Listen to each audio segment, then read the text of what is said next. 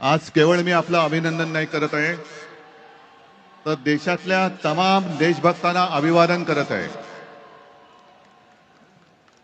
तसं पाहिलं तर आज कोणती निवडणूक कोणी जिंकलेली नाही, पण अंधभक्तांच्या विरुद्ध देशभक्त जिंकलेले आहेत। आणि ही संघर्षाची सुरुवात झालेली आहे।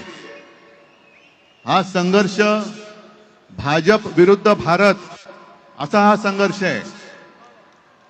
आणि या संघर्षामध्ये आपण सर्वजण जात पात धर्म पक्ष विसरून, होय मी भारतीय आहे, मी देशभक्त आहे, या एकाच भावनेने सहभागी झालात।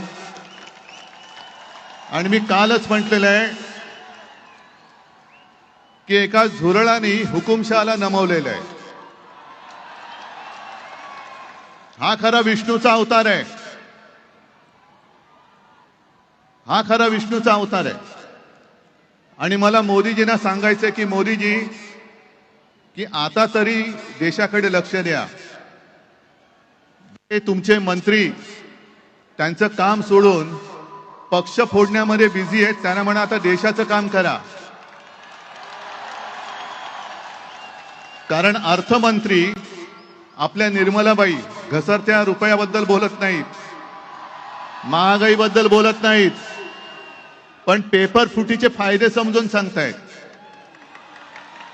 राजनाथ संरक्षण मंत्री देशाच्या संरक्षणाची बोंब, पण धर्मेंद्र प्रधानच्या संरक्षणासाठी पुढे आलेले।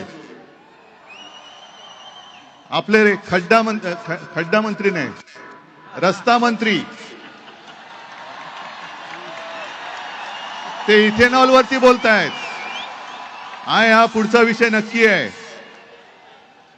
इथेनॉल वरती बोलतायत ते।